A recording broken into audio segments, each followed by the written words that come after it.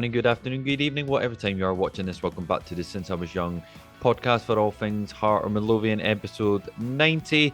We do hope you're good and well. You're joined by myself, as always, Ewan Ramsey and Alan Scrimgeour. Alan, how are you, my man? You well? Hi, I'm well. Just I. I'm well. It's the typical days after a weekend game where it didn't go in our favour, so I'm okay. I'm gonna steer clear of using my favourite word for the moment because I'm sure I'll be using it a Counselling, lot mate, aye. shortly. All good, Aye. all good. Well, I mean, in that respect, there's two results we weren't particularly happy with, but all in due course, we will talk about that. Obviously, we're going to go through the first leg of the last round of the Conference League qualifier, which was, of course, against POAK. It took place on Thursday night, which resulted in a very narrow 2-1 loss. So we will talk a bit about that and also the return leg this coming Thursday as well across in Greece. And also we'll talk about the very poor performance that Hearts was put up as we're recording this on a Monday yesterday against Dundee. So we'll talk a bit about that and all.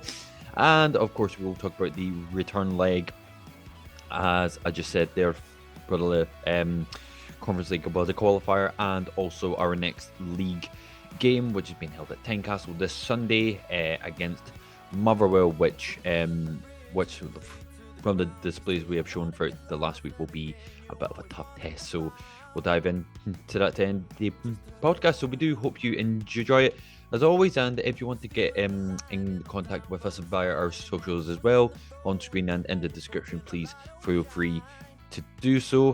We've had a few new subs as well, both on the YouTube page and on the Twitter page as well. So guys, thank you so much again. It is always appreciated, and anybody that wants to listen to our shite, please feel free. So yeah, Alan, we can get cracked on with things. Obviously, we can talk about the first game, which was the POAK. Like a wee bit more stuff actually happened there, so we can have a bit more of an in-depth chat about that. Obviously, we'll go through the starting lineup and the first 10 the minutes where it pretty much had it all.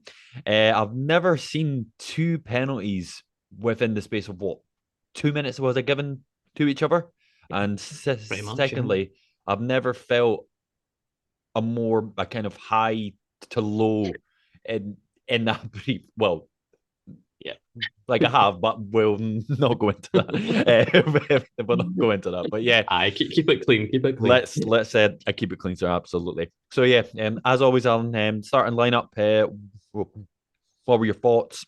And also more specifically, we will talk about the two goals as well, but I also want to talk about a specific player as well, more and more in the defensive role. So yeah, starter lineup. What was your thoughts, Alan? Well, it looked an interesting lineup. I think it was a strong one, but there were issues within it. Of course. We played. It was the usual back four of Atkinson, Kent, Rolls, and Kingsley at left back, and then it was midfield. They had. Now this is just going off what it was listed as online. I don't know if the shape changed during the game, which it did.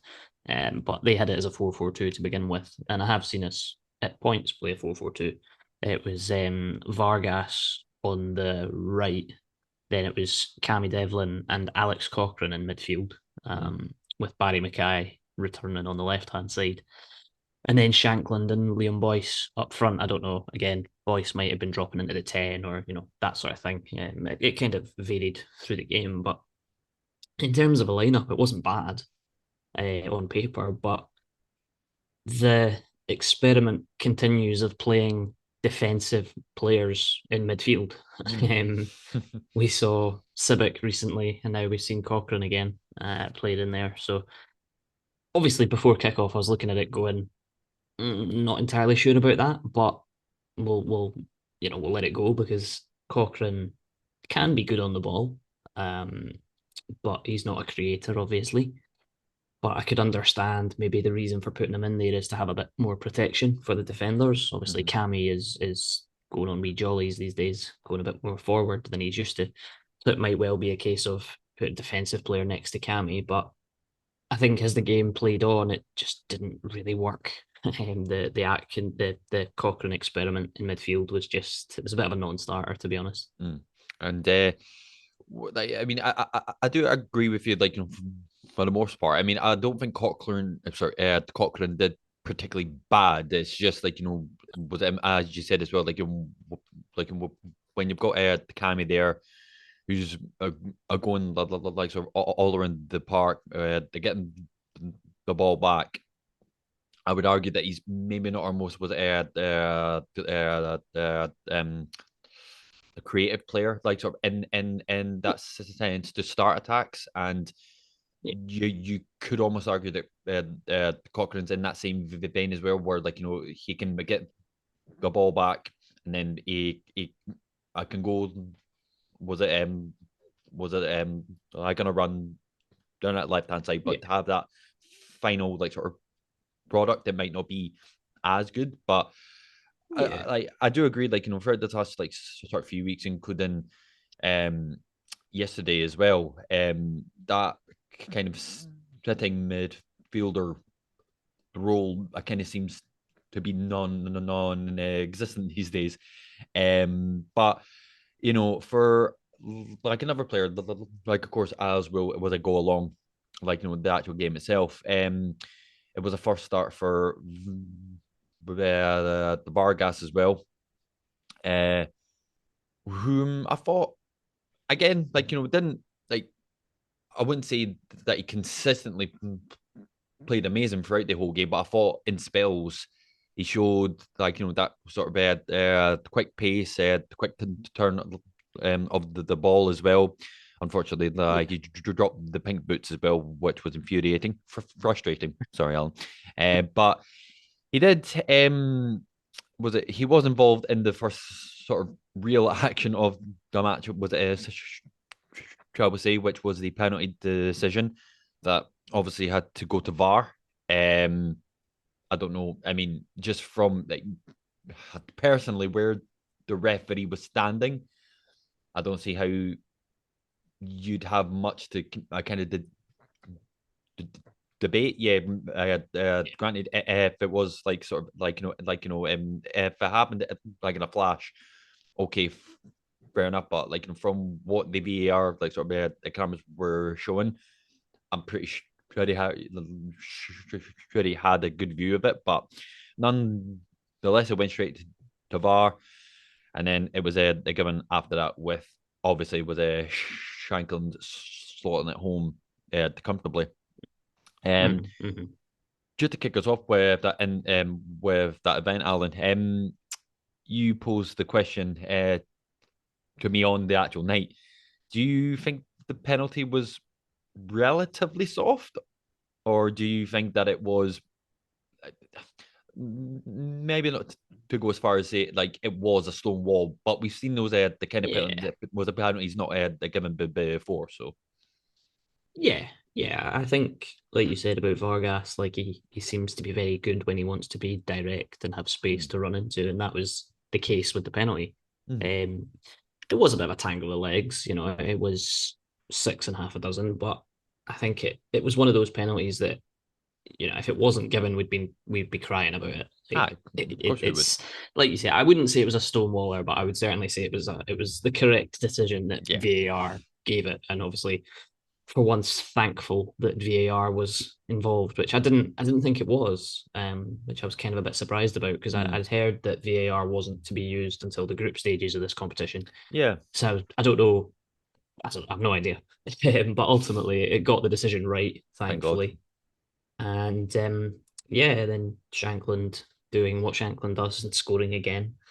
Um, so yeah, it was a really, really good start to the game. Obviously, Of course. gives us a lead, and you're sort of thinking, yeah, okay, this is a good start. But it didn't, like you said at the start, it didn't last for very long at all. Absolutely not, sir. I mean, just to add to that as well, like as you said, was it Shankland just was it slotting it home? Was it nicely? And if I'm correct, he's now equaled John Robertson's goal scoring record, or is he only a goal away from that, or is he a goal away from He's actually either yeah, was it being the highest he's goal either scorer in equaled it Europe? or he's one off. I can't Right. remember. He's either Well, equaled it or one off. I'm not 100% sure, but he's e- close. Put it that way. yeah, let's I'll go with that. But yeah, um, to the lead up of the other penalty, there was a bit of a debate where in the actual like sort of was a lead up of the play that Rails was arguably was a fouled as well, but like like that's was a was a kind of here or there, but I I really don't know what Rose was actually thinking, but personally, after watching it back, I didn't feel as if he had to go in for it.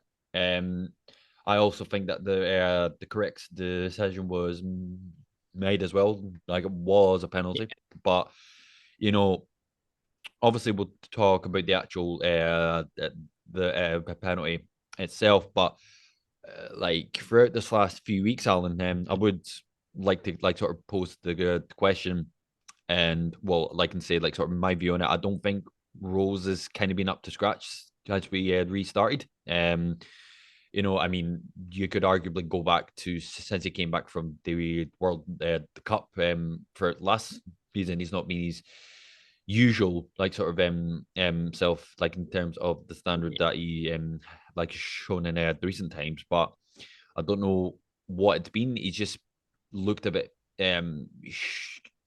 shaky, not too particularly settled. I don't know Mm. if it's just down to him personally, if it's like was a fitness, if it's the fact that he's changed like sort of like defensive partners now with Ken. I don't know, but do you think that there's an argument to be found where even if it's for the POAK or the Motherwell game that Sabic should be given the chance to show like sort of any better performance from him? Yeah, it is an interesting point. I mean, we've not really spoken much about Kairos, or No. I have, and I've kind of defended him. Um, because, like you say, the change of partnerships and the settling back in sort of thing is something, and his play style is something else. He's not a big aerial winner of the ball. Like that's not his job. That's not his game. He's not your big physical centre half. No. But he's good at what he Yeah, does. no, no.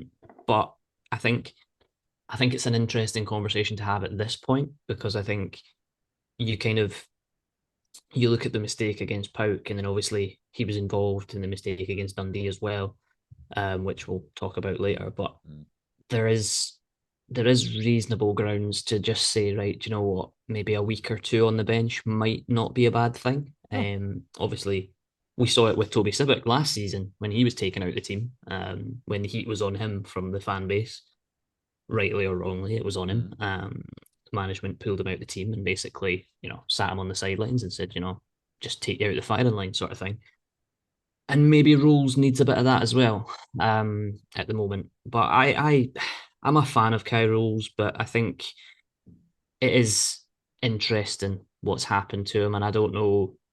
I can't put my finger on exactly what it is, but he does look different from the player that we gave a 5 year deal to just after the World Cup. It's the curse of the 5 year deal. That's what Oh that's what God it is. Almighty! That's what Yeah. I'm putting it down to. But no, like he could do with a little break. I reckon it wouldn't be the worst thing in the world. I think it depends on the sort of player he is and the sort of person he is, because some players like to kind of play through bad form and Of find their course, good yeah. form again. But others maybe need that wee bit where they just go, actually, do you know what? Not really feeling it. I'll happily sit on the bench for a week or two. Maybe, yeah, yeah. I mean, I don't It think. also just one more Sorry, thing. yeah. It also doesn't help. It doesn't help that Frankie Kent has come in and played a handful of games and already looks like he's been at Hearts for years. Like Absolutely. No, no, man. that's True. true. I mean, I don't necessarily think it would be a bad thing. I mean, like at this point during the early stages of the season, I don't think you've got particularly much to actually lose because obviously, there's still plenty of time. Like, sort of, if he was Yeah, to actually get dropped, there's still huge amounts of time for him to actually was to get back into the team if that were to actually happen. But you know, when it comes down to it, I mean, personally, I don't think he's been particularly amazing. And when we've got, yeah, it's a small chance, but when we've got a return leg, for the Conference League, when I'm not necessarily saying that Civic is a better defender as such, but I personally think that he can the carry the ball a bit better. I think hmm.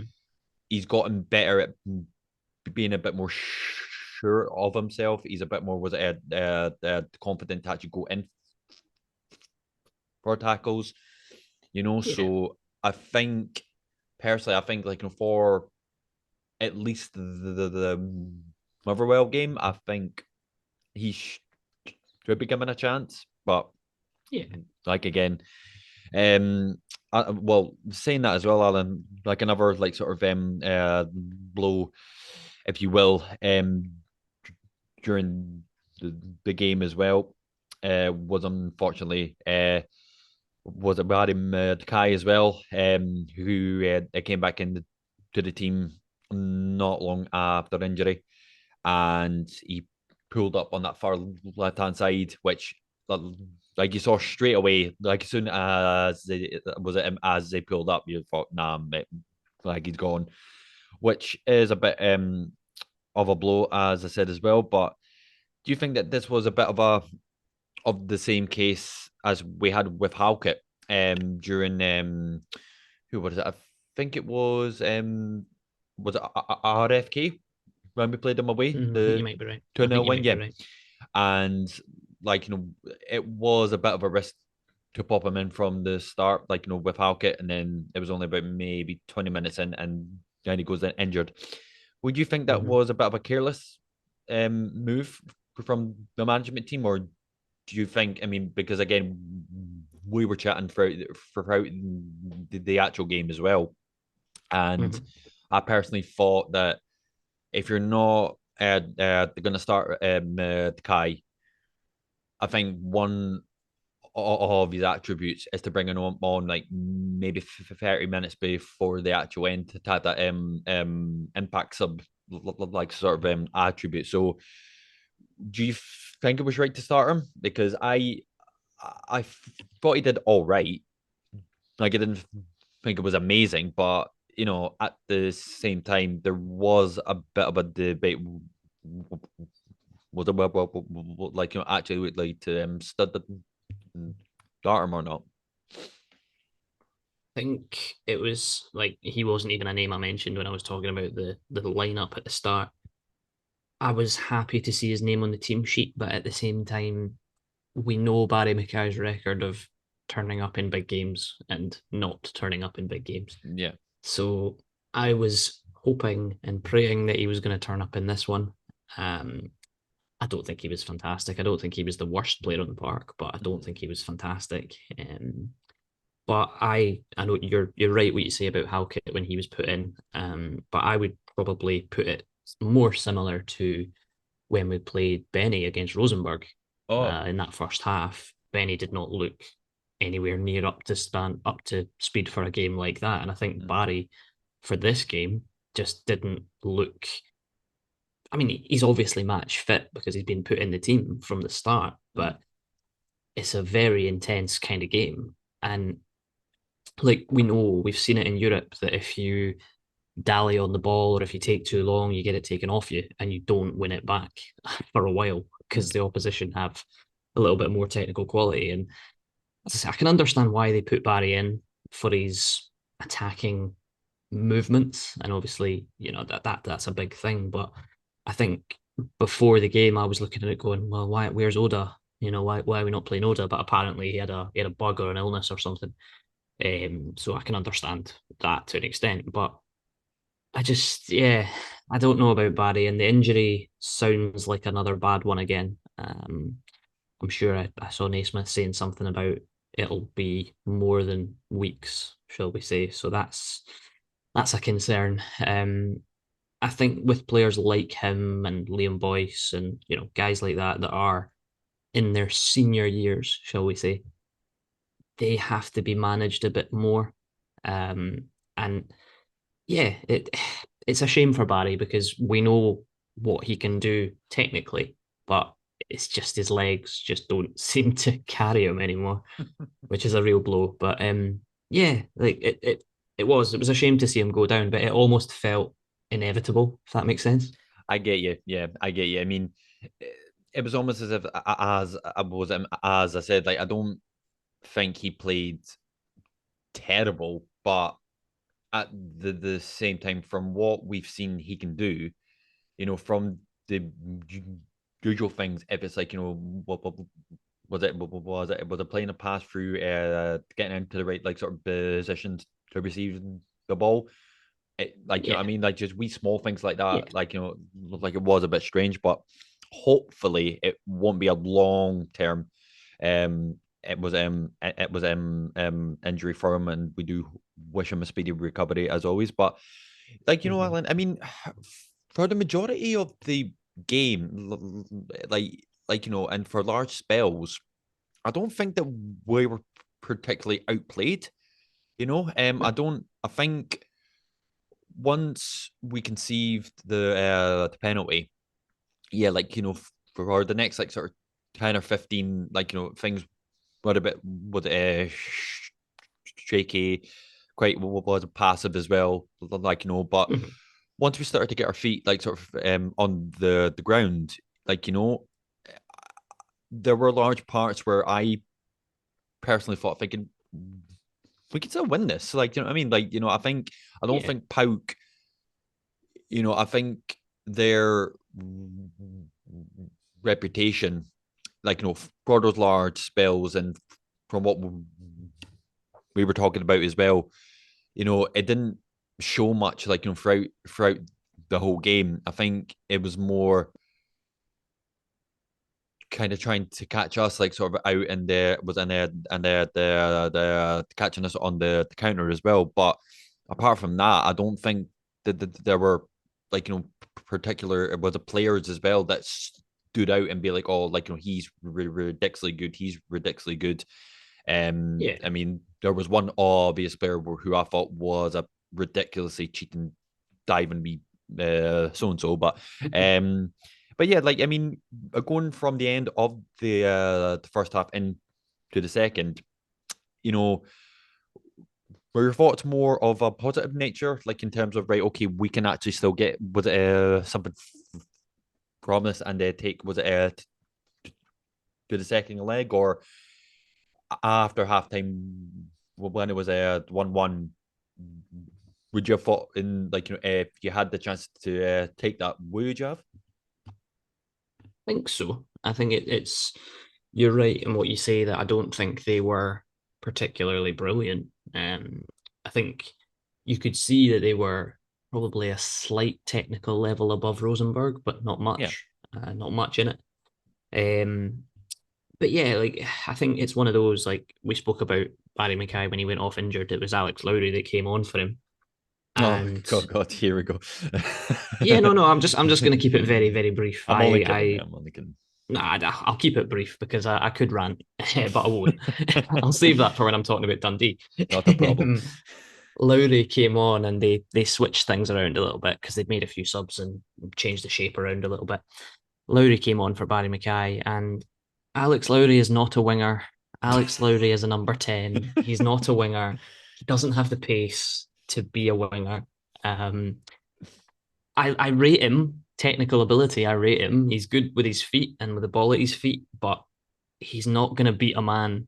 He's not going to beat a fullback. He's not going to take a fullback on and beat him for pace. It's not going to happen.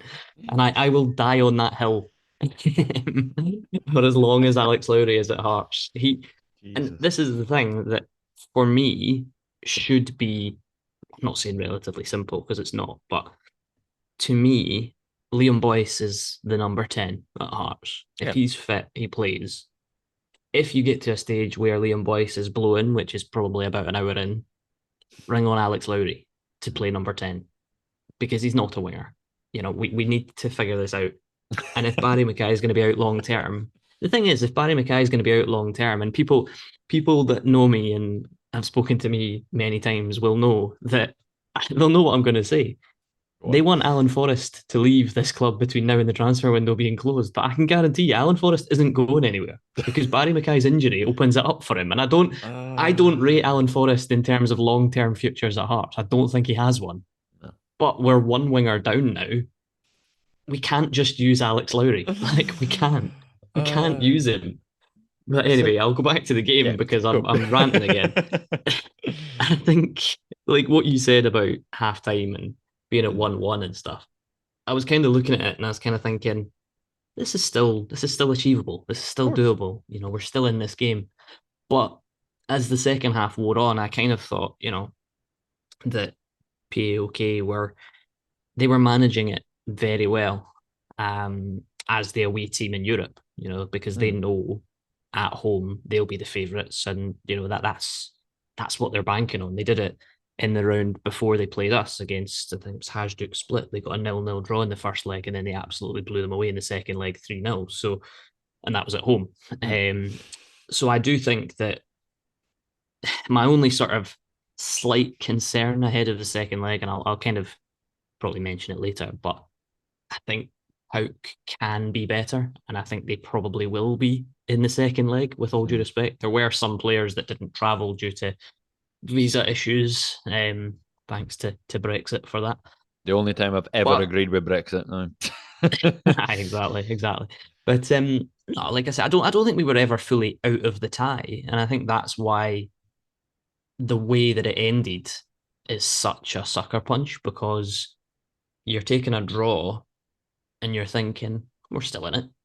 Okay, we're still in it at 2-1, but a draw going over there would have been obviously better than being a goal down. Of course. And what was like again, like what I found so infuriating. Again, like it was the correct decision. However, like that's the double-edged sword as well with a VAR being involved because when Shanklin's goal, his second goal, went in.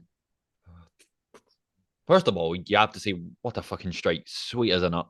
And at that point, I thought we're going to win this. We're 100% they're going to win this. But I don't. I mean, you might be able to correct me, Alan. I don't know if the flag was actually put up for it. I think it was VAR who intervened to actually to tell Yeah, the ref that it was offside. But yeah, then again, as well, if VAR wasn't actually there, we probably wouldn't have got the penalty. So what I mean, it's a double-edged yeah, sword, but hey ho. But even though it yeah. wasn't actually given, it was a beautiful, beautiful strike. It was.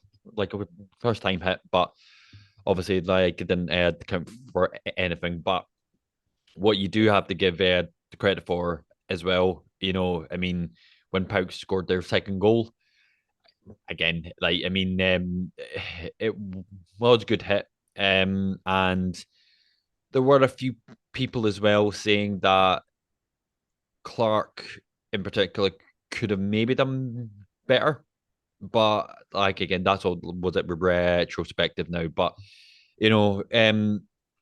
as a like I said at the start as well, Alan. Like and you touched on there as well. I don't think we're completely out of the tie. Yeah, granted, it's well, got to be an up like an uphill task to actually do, but in that same sense as well, we've not like we've not got anything to particularly lose as such. Like we're like to either the goal guns blazing was it, and we had to get through or go all guns blazing we don't get through. So like I mean like in Yeah, in in that same sense I don't think with much to fear as such. But No, your take, like, was it on their goal and just your overall thoughts for the second leg?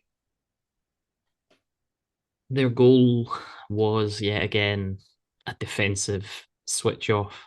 It was a good strike, I'm not going to lie, but the ball gets laid out to the short corner. Mm. It gets worked to Zivkovic, who was their danger man for most of the game. I felt like he was the one player that I looked at and thought, yeah, this guy's got quality. Nobody closes him down. Um, Everybody's a bit slow to react, and he just hits it. And you know, Xander Clark can't do anything because it's past him before he even knows what to do because it goes through that many people. I don't even think he really sees it, which is frustrating. There we go. It didn't take me long to There you reel go. out that word, but that must be a record, surely. That's it's taking me 20 a while. minutes, aye, no, man, that's all right. Fair enough. But no, I think, like I said, the second goal was just a total sucker punch, and it's. I'm not saying it's killed it because it absolutely hasn't killed it. But I would feel a lot better going over with a draw rather than a 2-1 deficit. But yeah, there's that slight slim bit of hope that I have. I'm not entirely sure where it's come from because Always. POAK are apparently very good at home. They don't lose many at home, so there'll be issues there. They're absolute nutter fan base who have passion out of everywhere, and Yeah, of fair play to course. them for that. The temperatures in Greece are ridiculous at the moment, apparently. Mm-hmm. Um, so somebody better slap the factor 50 on Leon Boyce or he might melt. Um, so yeah, I think it'll be a different kind of second leg. And as I say, I have a slight bit of hope, but in terms of chances of progression, I don't see it personally. As much as I'd love to be wrong, I'd always love to be wrong when I predict we're not going to do well. Of course, mate. I mean, as you said, that yeah, like there is still a chance. Like, granted, it didn't like a slim one, on Thursday night, at the Toomba Stadium. I'm pretty sure that's Something like that. the stadium name. Yeah, Toomba Stadium. Yeah, the temperatures aren't going to help. I think I saw a picture floating about somewhere that on Thursday it's going to be about 30. Like even if I was going to just to watch it, I'd be fucking melting. So yeah, it is going to be like a wee bit of a task. Much like you, I don't have a huge amount of hope, but there is like a small amount there. So Yeah. like, and we've seen was like crazy things like sort of happen. So if one of those crazy things were to happen, like on a Thursday night, please unveil yourself.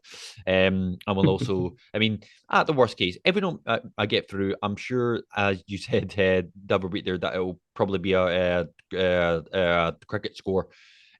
For Aston Villa against the managerless Hibs, which is a sad case in Unbelievable. itself, but that's another podcast for another day. So, Alan, yes, we come on to the monstrosity that was our trip to Dundee yesterday, as we're recording. Uh, Due to work, I was only able to catch the highlights afterwards. 3 minutes wasted on my life, which was a bit of a shame as well because it was the first game that we were debuting the pink strip as well. Fucking ridiculous. So yeah, Alan, I honestly don't know what to actually say. From what I caught in terms of the Twitter, like sort of what was it, rants as well, if you will. There just Mhm. wasn't anything happening. We again like sort of down to like the last few games we've played, like we've been a bit slow to get up to speed, like not at it. Like, granted, there was a tiny bit of a hesitation, which like you would expect, but there was just not anything there. Like again, as I said, just to get like sort of fired straight in. of the actual mark. But obviously we'll talk a bit about the actual game like itself. But even with the post match, with Naismith, he felt like as if we didn't deserve anything out of that game. Would you agree with those the comments from him? Where do you start? you know, Where can you? um, yeah, like it's just Yeah, there's we not a lot to shouldn't. talk about, is there? Do you know what I mean? Like the obviously, I mean, you said you only caught the highlights. I sat and watched it for an hour and a half. Fantastic value. And yeah, oh, I absolutely brilliant value. Um, but it was annoying, irritating, frustrating, all of those things. I can understand the rotation because obviously Thursday night is massive. So resting the likes of Boyce, Natty, and Cammy all got rested from the starting 11. Mm. Made sense. Made sense at the time because obviously, as I say, we need to rest bodies, and Natty and Cammy are key to how we want to play, and Boyce is as well. But Boyce can't feature for more than probably an hour, it seems. Um, but yeah, it was just you said it, and I messaged you not long after the game saying it'll be quite simple. It's just reel out your three S's again because that's what it was. That's what it was. Slow, sloppy, and shite for anybody who doesn't know that the reference, by the way. Yeah. I feel like that's a trademark at this point for Heart of Midlothian, and particularly away performances. Particularly, yeah. We are so bad away from home. It's actually ridiculous. Um, but like to me, as I say, I can understand the squad rotation. Like I'm not gonna go through it all because it's there. Mm. Sibic was played in midfield again, however. So I hope that particular experiment gets put in the bin, along with Cochrane playing in midfield. I hope we actually start to see some actual midfielders being played in midfield. It would be nice, particularly Neuenhoff, who appears to have just disappeared off the face of the earth.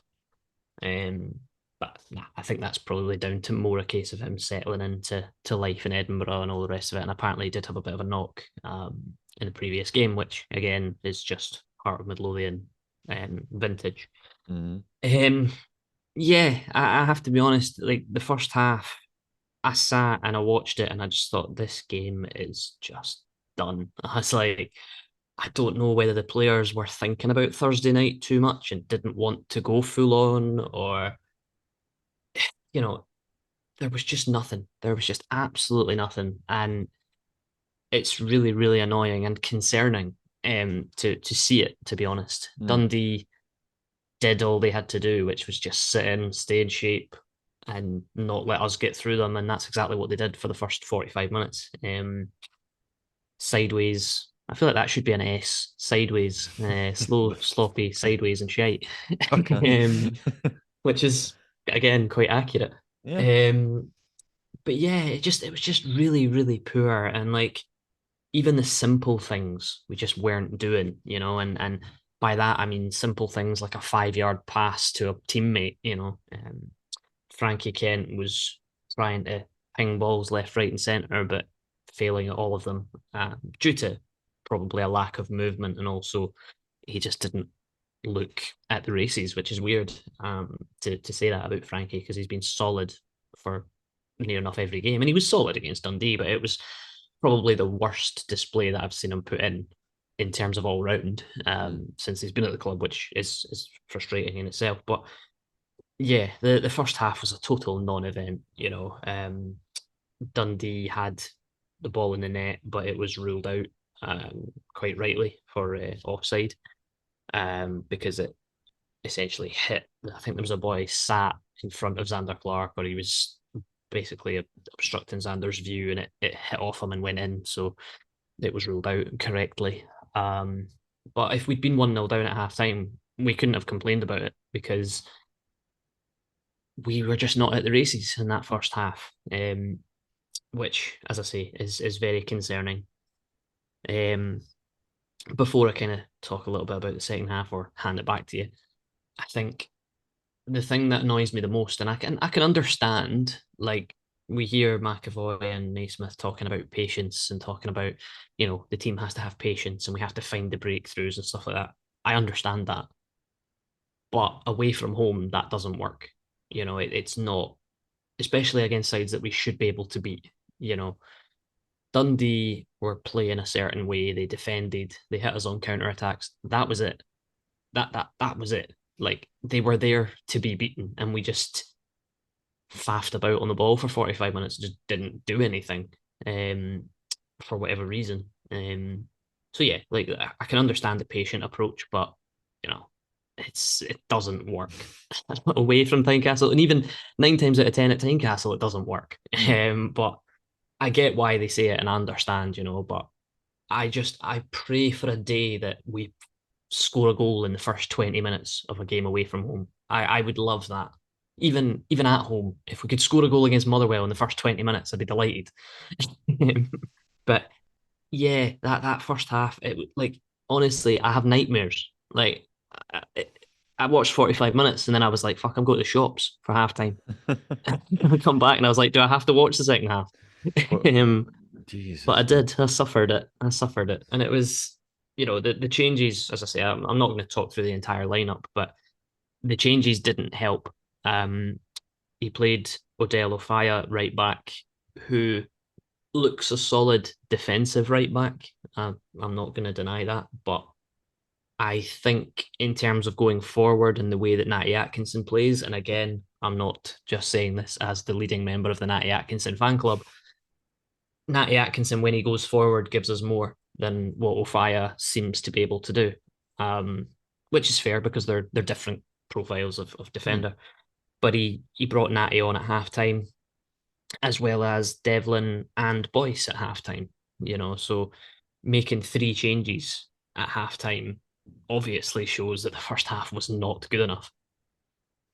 Absolutely, mate. I mean, Tav, like, not like I wouldn't necessarily say the Stones to do it, but to make 3 changes at halftime, like it shows that they weren't happy like with the performance of the first half.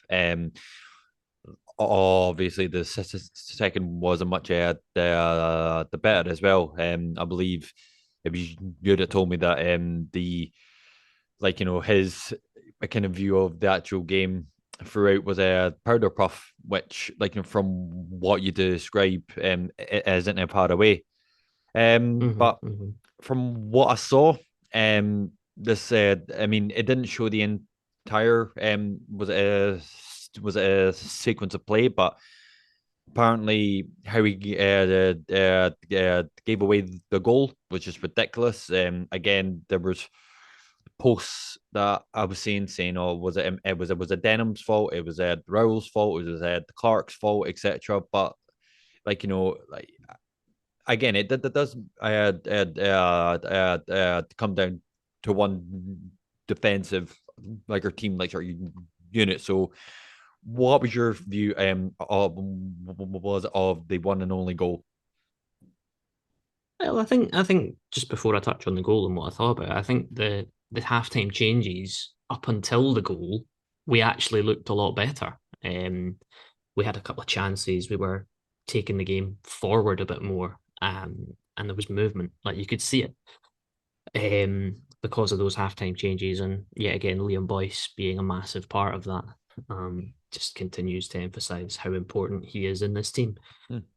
But if we'd scored in that period where we were creating things, then I reckon we would have gone on and got the win. Vargas had a chance that he probably should have put away. He had another one, the ball came across, it was at the back post, and he just didn't anticipate it and didn't go for it. But if he had, he would have tapped it into an empty net. So there's little moments like that. But then the goal happens, and I, you're right, it's a defensive unit fuck up. It is. You could call it defensive naivety. That's what Shanklin says, in the evening news article that I read, this morning. I think it's there are many things that went wrong with that goal.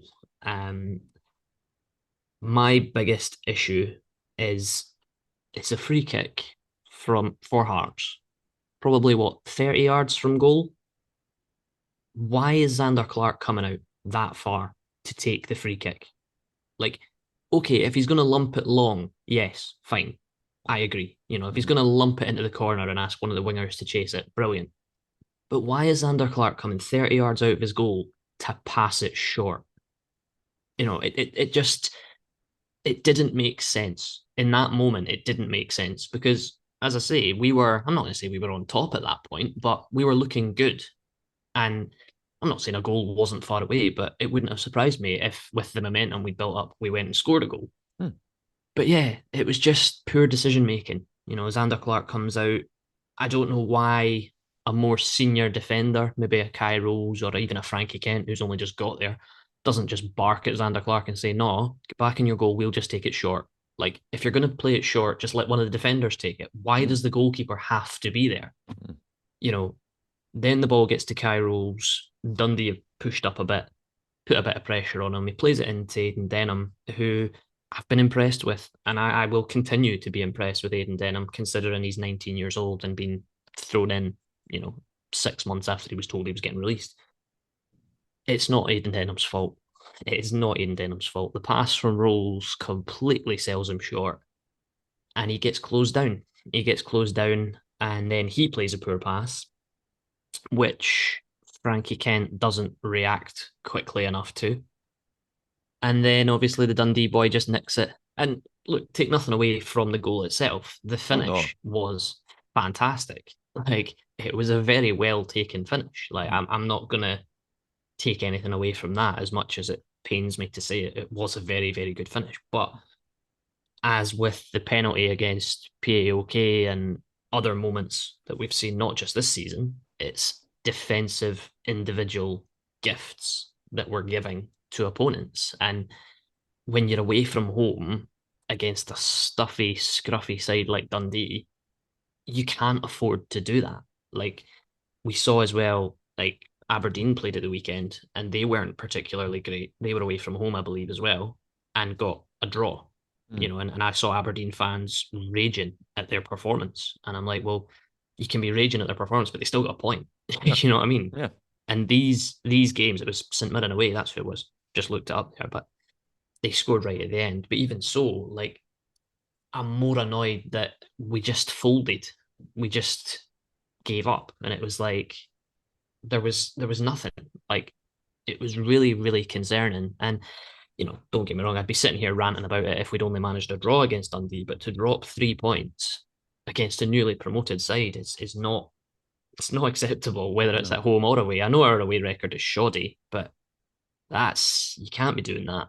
Absolutely not, and completely agree, Alan.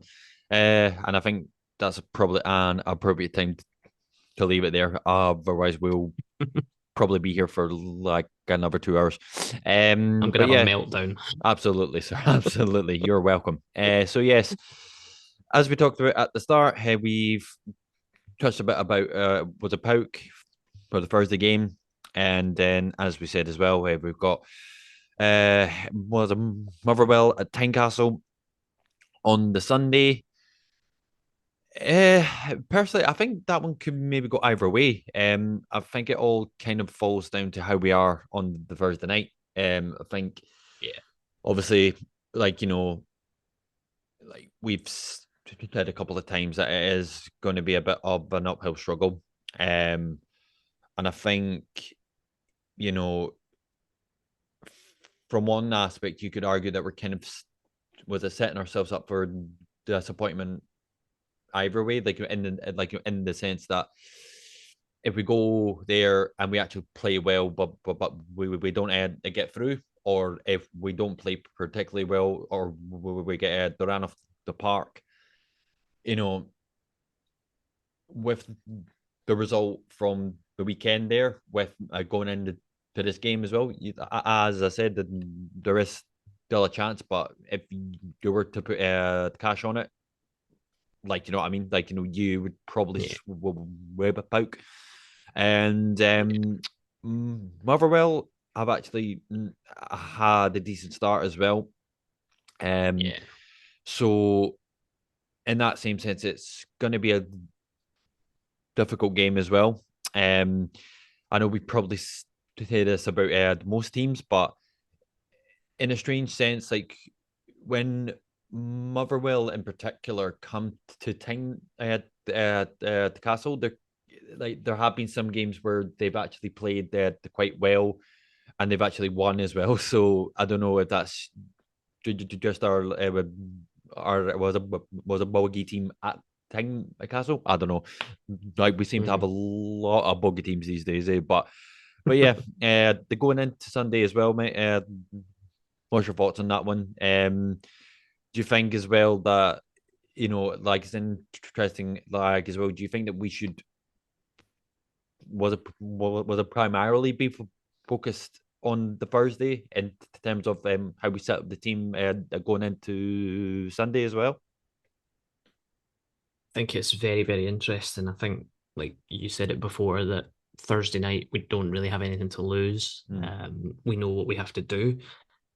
So go out there and give it your best and see what happens. Put your best players out there against POAK. If it then doesn't happen, when we go out, then it is focus on the league and that's it.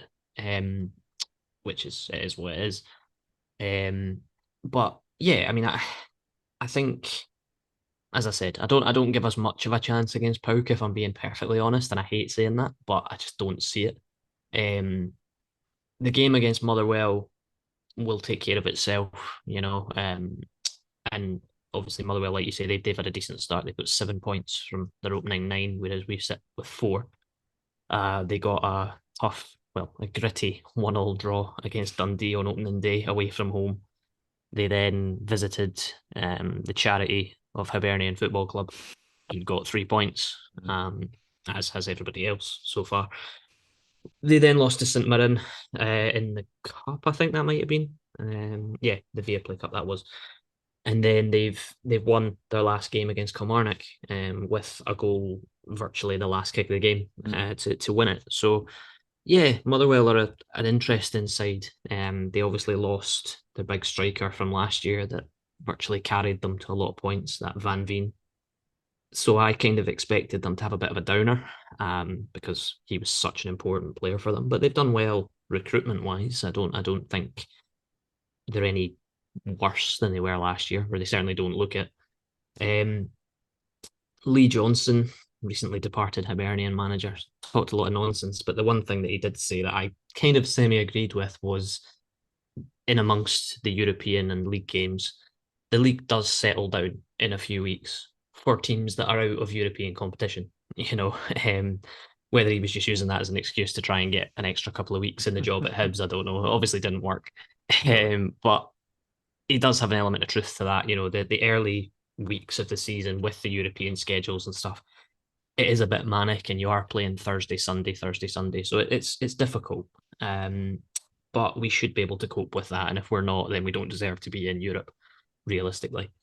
But yeah, the league is your bread and butter. It is still very, very early in the league. I know there's people out there that are calling for Nazy and McAvoy to come out and explain things and putting pressure on them and all the rest of it. It's very, very early. It's very, very early. The one concerning thing for me, and this is probably the last thing I'll say in terms of a rant, we saw towards the back end of last season, we were playing games where, at Tynecastle, where it was 20 shots, 60% possession, 20 shots on goal. Against Dundee, I think we managed about 5. You know what I mean? I want to see Nazy ball again. I want to see that attacking play. I want to see us cut teams open because we have the players that are capable of doing it, and I think there's part of me that's saying the slow start that we've made is potentially in part due to the new forward line that's been bought in over the summer, because it has been, Vargas is in, Tagawa's in. A lot of players have come from different corners of the world, so it'll take them time to settle and get up to speed. But I still think we have the bones of a very good side, and I still think that we should be at the top end of the table come the end of the season. It is incredibly early, Hope so. 3 games in, to do anything drastic, unless you're Hibernian Football Club. But yeah, back to Motherwell. It'll be tough.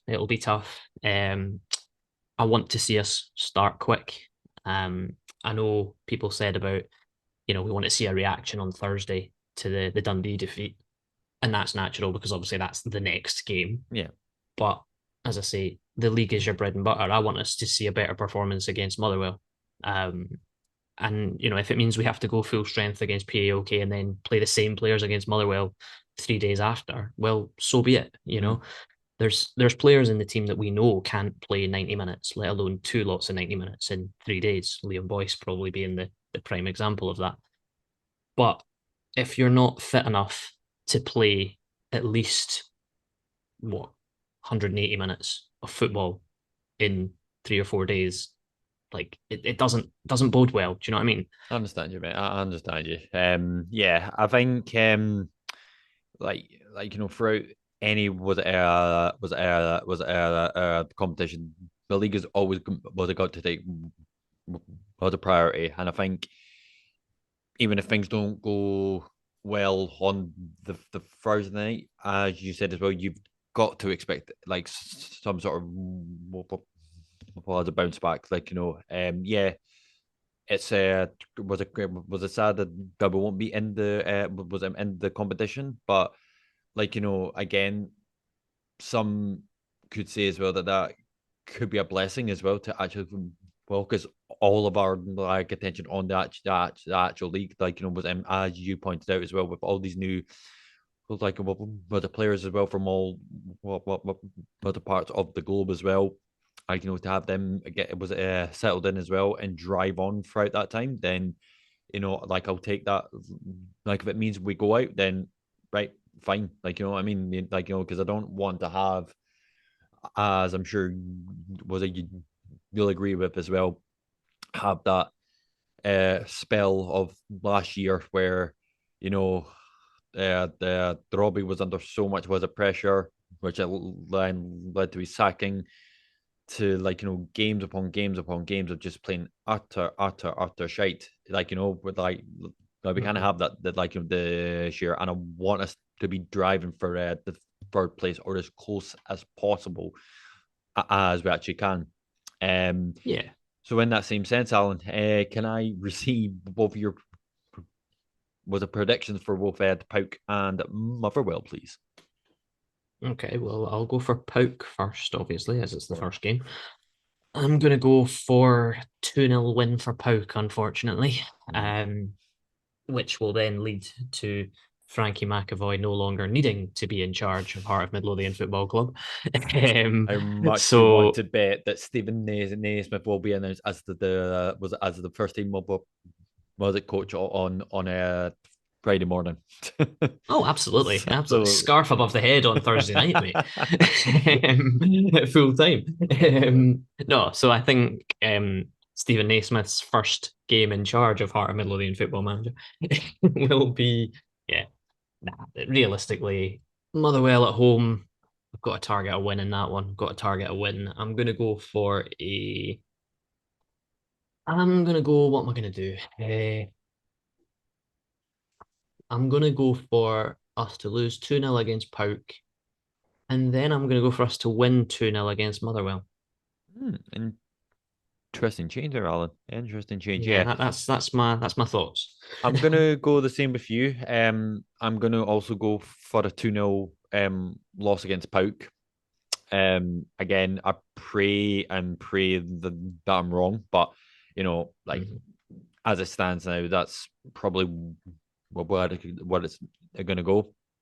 Uh, Regarding Motherwell, I think if we do go relatively with the same team from the Thursday night, regardless if we like or not, there will be a bit of the tired legs as well. But Yeah, again, from that display against the Dundee, I'd like to think that both Naismith and Frankie will drill that in to not have a performance like that again. The yeah, difference between Robbie and Naismith, I don't know why I feel is like it's maybe just from the way he talks, but I feel as if Naismith can actually get through to the players a bit more. I don't know if that's just how he speaks or how he conducts himself, but there's just something about him that it doesn't seem to actually be very repetitive. But Yeah. like again, like there's only been like 4 or 5 games we've had played, so it might be like become that way soon. But who knows? But anyhow, for Motherwell, I'm gonna go for a 0-0. I know that sounds horrible, but I'm gonna go for a 0-0. Nazy in, then Nazy out. Fuck, Jesus. I imagine me. Imagine. I don't know No. why Oh, that scoreline just kind of popped up, but again, I hope I'm completely wrong about the both for the predictions, but we shall see. And as always, guys, we would love to hear what your thoughts will be for the Thursday night and Sunday afternoon this week, and what your thoughts were from the Dundee game as well. And where do you feel as if we have to make changes for both these games and what you would like to see? So, as always, guys, thank you very much for watching episode 90 of the Since I Was Young podcast for all things Heart of Midlothian.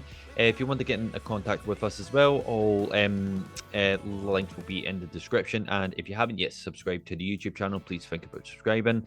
And for all those that are all already in the Greece or on their way, please have yourself a good one regardless of the result, and we shall see you next week, and hopefully it'll be a bit more of the positive episode, let's say, and not frustrating to say the least. But from myself and Alan, we do hope you have a good one, and we will see you next time. You take care. Bye for now.